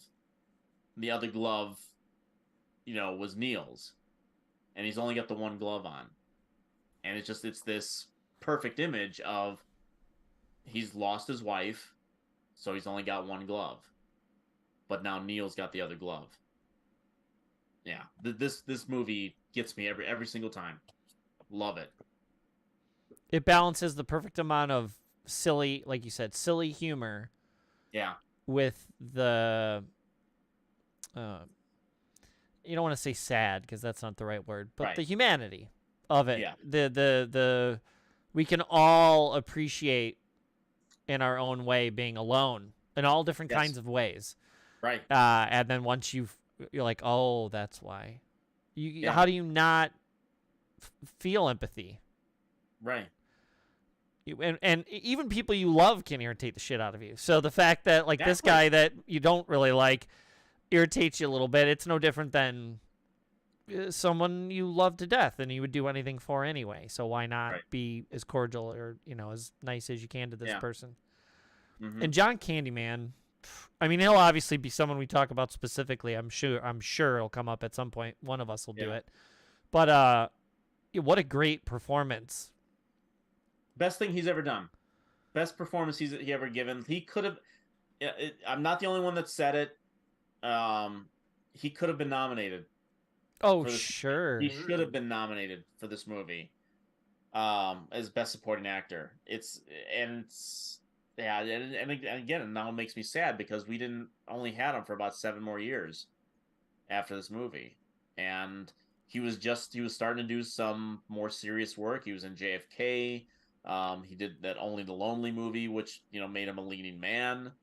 He did a lot of leading starring roles, but that was a romantic. Well, I mean, story. Armed and Dangerous. I mean, come on. I mean, yeah, we're talking about the epitome of silly. You just said because you said leading man, and of course that's right to that. But but that's Armed and Dangerous, Great Outdoors. Yeah. Oh, like a Great Outdoors, another Summer Rental. Also very good. I love Summer Rental. I mean, again, this will be a John Candy segment, but he's so great in that, and I mean, come on, Steve Martin. Please. We've talked about him in general. We haven't talked about him specifically, but both of them, and I think up until that point,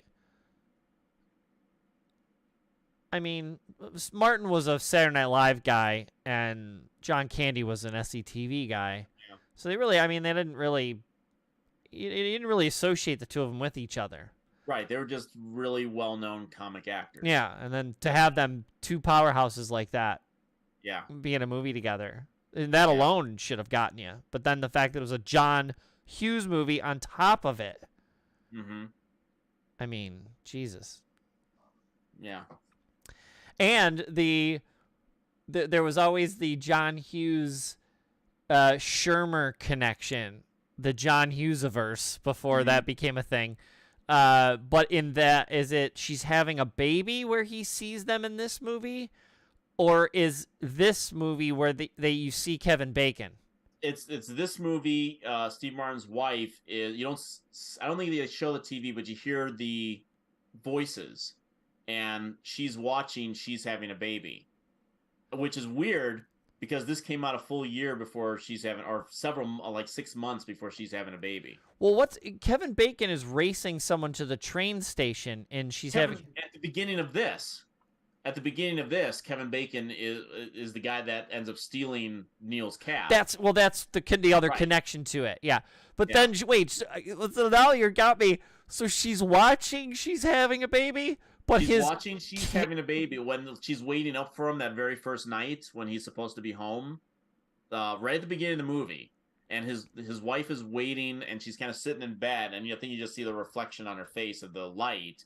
But if you hear on the television, it's the scene where Kevin Bacon and Elizabeth McGovern are arguing. Yes, in the bedroom. She's saying, "What if the shoe was on the other foot? I'd go barefoot."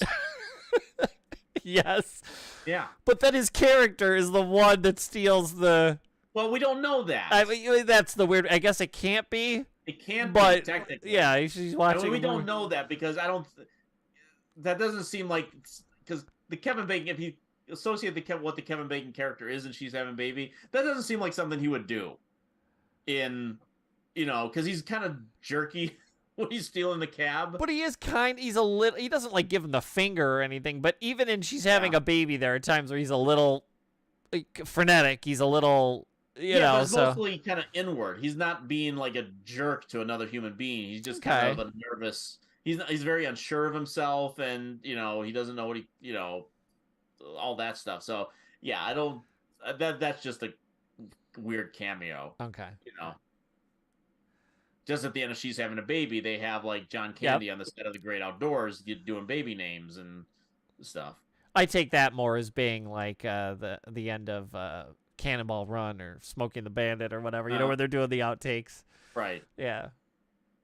That's great too. The names at the end. Man, Hughes. He's having a baby is a great movie too. Fantastic movie. Again, Hughes will probably come up at some point. I don't think we have, but I'm sure we'll talk about Hughes at some point. Mm-hmm. Yeah, Planes, Trains, and Automobiles, so good. So good. Now I haven't watched it in a million years, so maybe that's what we'll do tomorrow. Mrs. Fun and I'll watch Planes, Trains, and Automobiles. If it's streaming somewhere. Check Paramount Plus if you have it. Do I have it?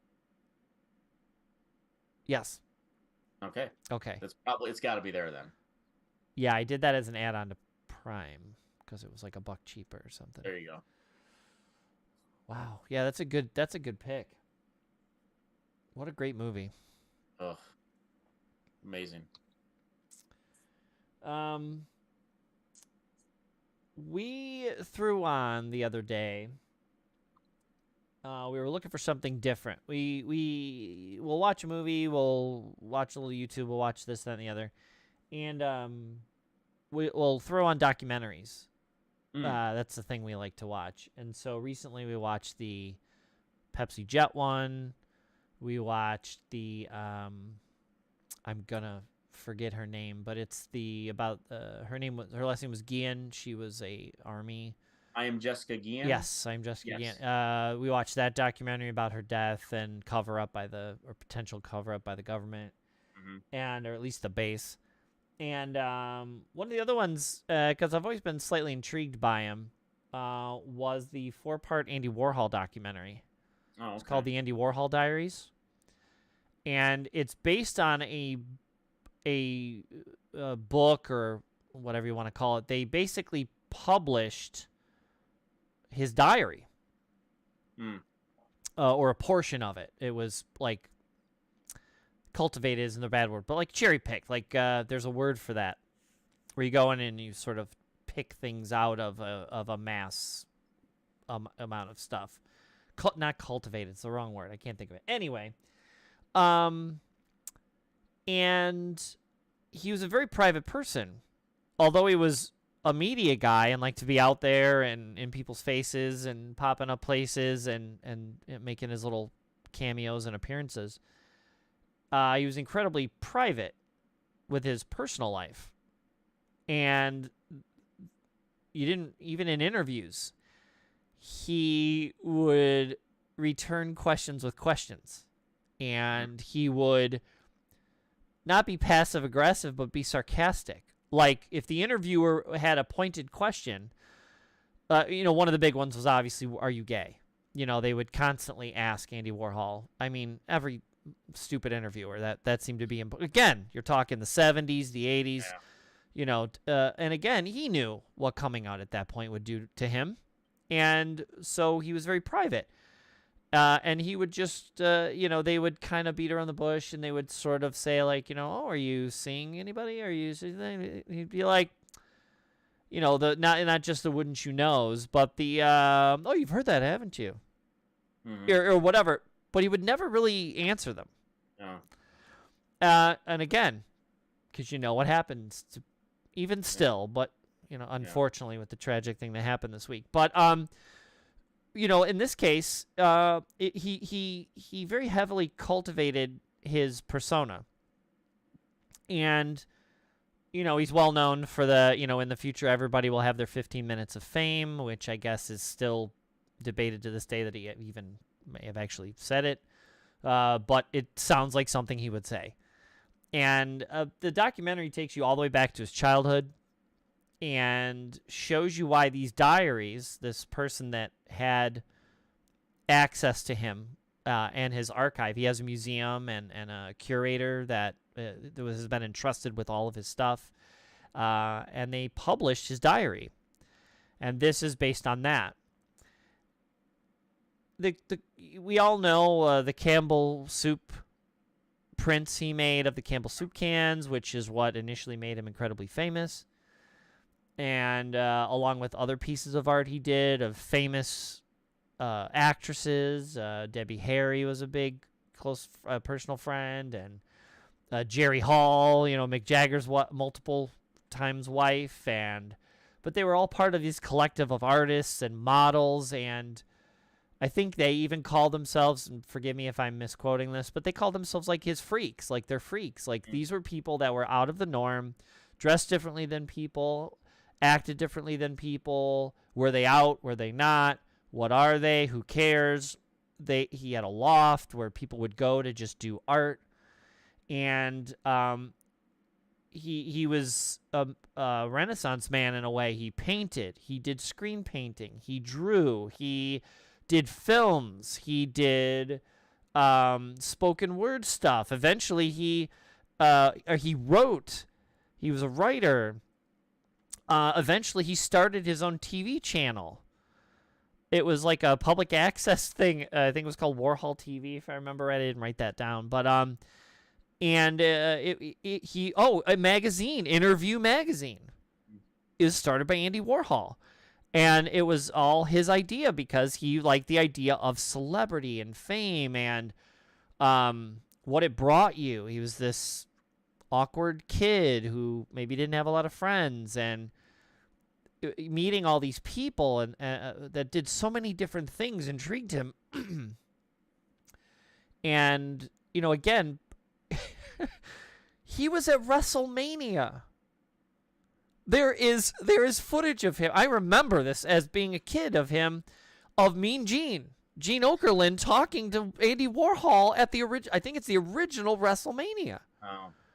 Because he had to be there, because this is such a weird thing. Andy Warhol had to be part of it. I have to go see what this is. I have to be part of this weirdness. And it's always intrigued me. My brother's an artist. I talked about him, and the painting behind me. His stuff is not like Andy's, but it takes a certain kind of person to be an artist and be able to express yourself that way. And he did in so many different ways. He did, like I said, TV and the written word and art and screen printing and stuff. It just is a very interesting look at this guy's life and all that, the good, the really bad, the interesting. Speaking of Paramount Films, one of the guys that potentially was probably his greatest love of his life was the guy who ran Paramount, or was one of the higher up executives at Paramount during the 80s. I want to say his last name's like Dilber or something like that. He did a bunch of famous movies. Indiana Jones. He was like a producer. I want to say it's like Dilber or Dan something. Oh, God, if I knew his name. Try to look that up while I'm talking. Okay. Just put Andy Warhol and Paramount executive. I'm sure you'll get his name. Yeah. Ghostbusters is this guy's. John Gould? Is it John Gould? I guess it's John Gould. He may have been another person he was involved with. But yeah, it's huge. And John Gould was not out.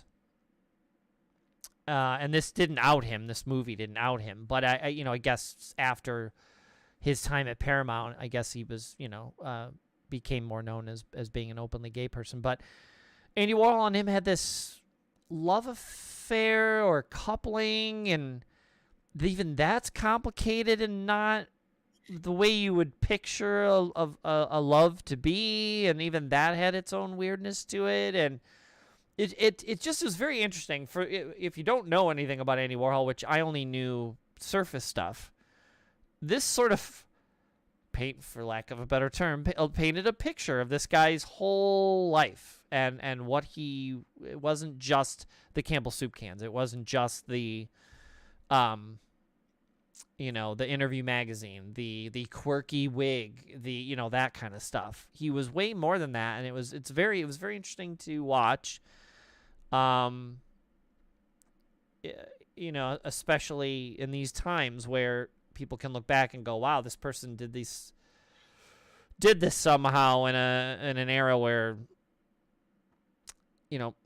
people weren't looked on correctly. Even as bad as it is now, it was not nearly as bad as it was when he was famous. And he was massively, massively famous for a very long time as a cult person, and it was very interesting. I lost my train of thought, but there was another thing I wanted to bring up. Oh, well, and I'm sure you know about this, there was a movie he made. One of his weird, quirky projects he decided to do was a movie called 4 Stars. And he named it that specifically that way people would know that it was a movie and he wanted it to be called 4 Stars because that would be a highly rated movie. Right. But it was a 25-hour long movie. And so there you can, I guess, every once in a while that places will screen like 1 or 2 of the reels. Yeah. At a time. They might show like a 3-hour portion of it or whatever. And from what I read, because I had to look, I told Mrs. Fun, I go, there's a movie he did. It's like 24 hours long. And part of it is just filming a sidewalk. Mm-hmm. That's it. It's just like an hour and a half or 4 hours of it is just a sidewalk of people. I guess they don't know. It's just a sidewalk. I think it's in New York of what happened that day for 4 hours. Mm-hmm. And, but it's 25 hours long and they only screened it once in its entirety to where you want to watch it. And then you watch the entire 24 hours in chronological order till you get to the end. He was there for it, and that was the only time they ever did that. Again, very Andy Warhol-like. I'm going to make this 25-hour long movie, but you're only going to get to watch it the way I want you to once, and even the theater doesn't exist anymore where they did it. Yeah. So you can't even go experience it the way he wanted you to experience. The theater's not there anymore. Yeah. So, this is what I wanted to say. So my brother, specifically, I love Legos and building them, and it's very calm. It's like doing a puzzle for me. I love doing Legos. And so I'm wandering around the Lego section like, oh, maybe I'll pick one up or whatever. And they now have these, I think it's 24 by 24 squares, and it's like an art print. And so you can get a box. It's I think it's $100, and it's the Beatles. So you know the little tiny Lego, like the little pegs, the little tiny dots. It's one peg big, and it's not the square, the cube ones. It's just the little tiny peg guys. They look like little coins.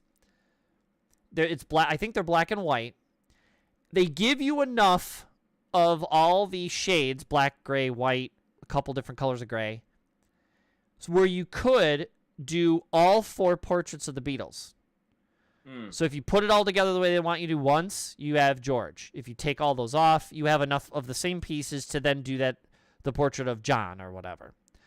They have another one where you could do the 4 houses of like Harry Potter.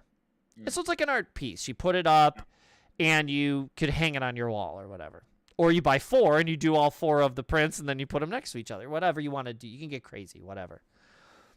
Of course, they do one of the famous Marilyn Monroe portrait Andy Warhol did with the 4 different color schemes of Marilyn Monroe, which is his particular art style was doing these black screen prints, projecting them onto a canvas, painting the picture that's been turned into a black and white screen print image, and then doing like a color theory, kind of a paint swatches on top of the screen painting.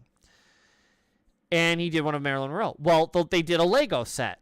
So you could do all 4 different color schemes of the Marilyn Monroe portrait by Andy Warhol. It's even called the Andy Warhol portrait or something on the box of Lego. I took a picture, immediately sent it to my brother, and go, who would love the idea more of being immortalized as a goofy Lego set that a kid could buy in a store than Andy Warhol? This is exactly something he would totally dig. It's commercial, but also really weirdly artistic. It's odd. Yeah. And it's freely available. Well, not freely. I mean, you pay, but like it's something available to everybody. It's your 15 minutes of fame. It's this weird thing, and I sent it to him, and he's like, yeah, of course. Like, you know, like it's exactly the way Andy Warhol. It's cheesy and awesome and artistic and silly and interesting all in one, and a kid can buy it and make an Andy Warhol painting in his room with plastic toys. Like, it just makes total sense. And I wanted to buy it when I saw it. I didn't have the money, and one of these days I probably will get it. I want the Beatles one too, but the Andy Warhol one is the one that made me want to get it. And so when we saw this documentary, and again, I don't know, how much you know or care or like about Andy Warhol, but it really intrigued me, and we sat and watched it, and we really enjoyed it. I don't know the pedigree of the filmmakers or if they're anybody of interest to you. I haven't seen that one, so I don't know. I want to say each one is anywhere from an hour to an hour 15, hour 20, and there's like 4 episodes. Okay. But yeah, everything from clubbing to all the different artists he's worked with over time. Jerry Hall shows up a bunch to be interviewed, and it's very interesting. So if you know nothing about Andy Warhol or even marginally interested by a man who, even his image now is something he has become a weird icon that can continue to come back, which he has now made himself his art. Even in his death, he will be remembered as being an iconic vision of someone. He at one point, just real quick before I stop, he decided in like his 60s, and it was a man who admittedly, they talk about it, like he was not happy with the way he looked. He was not your typical American, your typical view of what people would consider your typical good-looking person or whatever. Right. Again, that's all loaded language, but you know what I'm saying. Mm-hmm. He was not necessarily happy with it. And at the age of like 55 or 60, he decides, I'm going to go be a model. The talk about Renaissance. Like, the guy did nothing like this in his entire life. And to get weirdly out of your comfort zone, he just called up a modeling agency. He was like, yeah, I want to be your model. And to their credit, they were like, you know what? You should be. And let this guy, I shouldn't say let, but like fully endorsed it. Like, he was modeling jeans and doing runway stuff. And it's whether it's a performance, whether you want to call it another Andy, but Andy, Saturday Night Live, Man on the Moon, Kaufman. Another Andy. But whether it was all performance art, whether it was really him exploring his weirdness or his coming out of his shell or his trying to show you his artistic vision, everything he did was all had its own weird, interesting take, and this was neat, a neat way to present it. One last quick thing. Instead of it being narrated by his curator or a close personal friend or a super fan, whatever. Say, Jack Black was a super fan and he wants to narrate it or whatever. Talk about another thing Andy probably would have really loved. Again, I don't know. I'm not him. But they have this new tech where they can take any speech. They're doing this for voice acting. And they can take your speech and vocal. They make you say certain words, or they can pull it out of film. Yeah. And then create an AI version of your voice. Wow. So they can basically type in a word and then have you speak it, even though it's not you. I think Bruce Will. They were They were saying maybe Bruce Willis had done this before he lost his ability to talk or that kind of stuff. They did it for Roger Ebert. Yeah, there you go. Yeah. But it's not that super computery thing. And so right at the beginning of this thing, they say we got the permission of Andy Warhol's not legacy, his his will, that the people responsible for it and the museum and someone else, whatever. We got the official okay from everybody to artificially generate an AI voice of Andy Warhol. Andy Warhol, fake Andy Warhol, reads Andy Warhol's diaries in the Andy Warhol documentary. It's exactly the way it should be. Like, that it makes sense that they would do this, and his family and the curator of the museum would be like, of course. Yes, this is exactly what he would want. So that's also interesting. You get to hear him even though it's not him. Yeah. So, yeah. Interesting. Yeah. That's on Netflix? Yes. Okay. What am I looking forward to? Yes.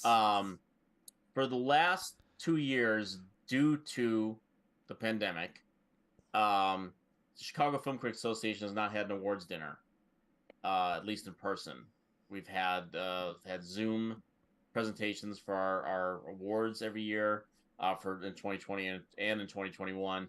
But this year we are returning in person to have our awards dinner on December 14th. Where we'll announce our annual awards and be together for food and merriment and all that kind of stuff. And place that we had been having it at for several years, a restaurant called Zia's, is no longer because of the pandemic. They actually sold off to some place that's going to build apartments or condos in the location, which is really unfortunate. It was right off on Ashland. So we're going to be having it at Brick House Tavern this year, and really looking forward to it. So get everyone in. Most of the people will be there to be in person and hand out our awards and have some food, and it'll be nice for everyone to get back into this routine again that we haven't done in 2 years. So. With award season on top of us, and so for the next several weeks, I'll be burying my head in movies again. Not that I'm not doing that anyway, But then to culminate it with this event, I'm very much looking forward to it that I put together. So Imagine that's I mean, it's a fun time anyway to get together at the end of the year because of all the holidays. yeah, But this is an additional fun get together. yeah, it's the only Christmas party I go to, basically. I mean, We got family ones. You're talking about anything outside of family. Oh yes, yeah. right, yeah, exactly. Well, and people just aren't having those kinds of parties anymore. Right, and so to have this, which is like right over by the Hotel Zachary, which helps sponsor our film festival and whatnot, it should be a good time. That's fun. Yeah. And do they? I don't think you have, but do they televise these? No, we've never done a televised thing. We always been doing it streaming through social media. Yeah, we haven't done a streaming thing setup for it yet. Maybe that's something to looking forward to next year, kind of thing. Oh, look at you. Maybe I'll have to figure out a way to do that for you.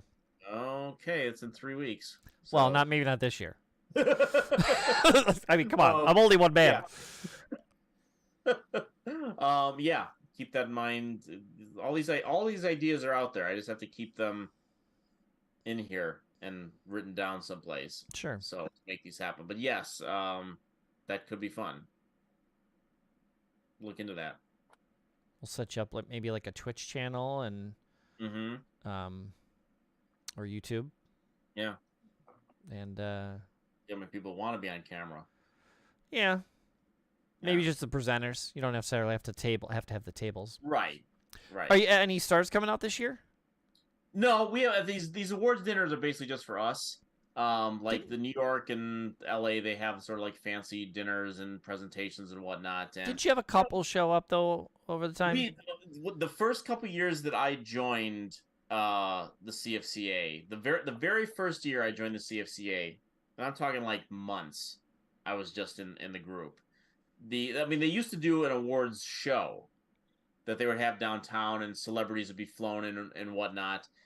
So the very first year was 2000, and at that award, it was at the Shakespeare Theater at Navy Pier. If I have that right, it was downtown. It was in a very nice venue. Some were up in the balcony and whatnot, and members were presenting on stage and whatnot. But that year we had Ellen Burstyn there. We had Tom Hanks there. We had Tom Hanks there. I say we like I organized it. I didn't. But Tom Hanks was in town filming Road to Perdition at the time. Yeah, that makes sense. And we had Paul Newman present Tom Hanks with his award. Wow. That was my very first award show with the CFCA. So we had that. They were there. I think Benicio del Toro was there to accept his award for Traffic that year. Tom Hanks won for Castaway. Patrick Fugit was there for Almost Famous. I remember there was a little like after party kind of thing, and he was there. Bonnie Hunt was there at the time. I remember that. And then the next year, 2001, there was a whole thing planned of celebrities where Gene Hackman was going to be there. What happened in 2001? Well, yeah. And airlines all of a sudden got very skittish about sponsoring things and whatnot, and a lot of that fell through, and so it never quite got that good again, unfortunately. And so after years of just kind of announcing the awards, we hit upon the idea of having just an awards dinner and just going there, food, company, and then having everyone get an envelope and go up and announce the nominees and the award. So, yeah, so getting back to the swing of things this year. Cool. Finally, it's a fun thing to look forward to. Mine, I think, is only a week and a half away. There's a company, I shouldn't say company, it should be a group of people who used to work for Electronic Arts or EA, and they made a horror game over there that they're currently remaking. But when their trilogy of that horror game ended, I think it was EA that dissolved that company. They went to work over at another company. It was making Call of Duty for a little bit. They left and decided now that they're going to go out on their own. They got funded by the people who make PUBG, and they're basically making the same game they made at EA. They're not remaking it in the sense that it's the same story or whatever, but thematically, the visuals, the sound, the way it looks, the dismemberment, I'll get to that, is all being done in a very similar way. Like, it's just not called the same thing. But the new game's called Callisto Protocol, and it's about basically a prisoner that's stuck in this futuristic setting. And the big thing in that original game that they made was, when you're playing a video game, when you shoot something, back in the day, it was just you shoot, and, the person takes the laser damage or whatever, and they just fall over. But what they had developed was you were an engineer on a ship called a planet cracker, and you had this like cutting tool that had 4 or 5 beams, and you could flip it horizontal or vertical. And the idea was you could like maybe chop wires, or there's a beam in your way, you could chop a beam. You were like an engineer. You were a mechanic. And then you're stuck in this situation. Well, what these monsters are mutated humans, and they have like bones and appendages, just body horror Cronenberg stuff going on, right? Like just crazy, mutated people. And of course, they just want to eat you and kill you. If you shot them in the chest, they take a little bit of damage. You shot them in the arm, they take a little bit of damage. Some games, if you shoot bad guys in the head, aliens, whatever, zombies, typical, you shoot them in the head, they're done. Well, you got a cutting tool, so you think, perfect. You start out with the only weapon you have is this cutting tool. Perfect. You flip it horizontal. You go for this mutated horrible thing's neck. You cut off the head, and that's it. It's going to pretty easy to take this thing down. You quickly realize you do that. Whoosh, you chop the head off, and the thing just keeps running after you. It doesn't care. You realize that there is no central brain anymore. The whole thing is just running. This mutated thing is just sort of just running on power. Whatever. Wherever the synapses are now, heads don't matter anymore. And so you realize that the more dismemberment you do, the more just pure visceral damage you do to this thing, that's what's going to finally take it down. So if it's crawling at you, it might behoove you to make it vertical and go to the side, not the center of the body mass, but to the side, and chop off the like sharp-edged bones sticking out, slice that and the 2 legs off in one shot. That probably will be enough total damage for this thing to go down. So so imagine Alien, where cutting off, if you just shoot into it, odds are it goes down. In this case, that didn't work. And eventually, you got 20 of these things crawling out of holes in the sides of walls and coming at you. This new game they're making is basically that idea again, but with a whole new storyline, a whole new premise, but a guy set in space with a tool that cuts, fighting aliens in a sci-fi thing. It's even got the foot stomp, which was kind of made famous in this other game. If you really wanted to finish the thing off to make sure it didn't get reanimated, you walked up to it, hit a button, and you stomped on it, and it would break apart. In this case, they just were like, we know what we do good, so we're just going to kind of do that again over here. This other place is financing us. And it looks amazing.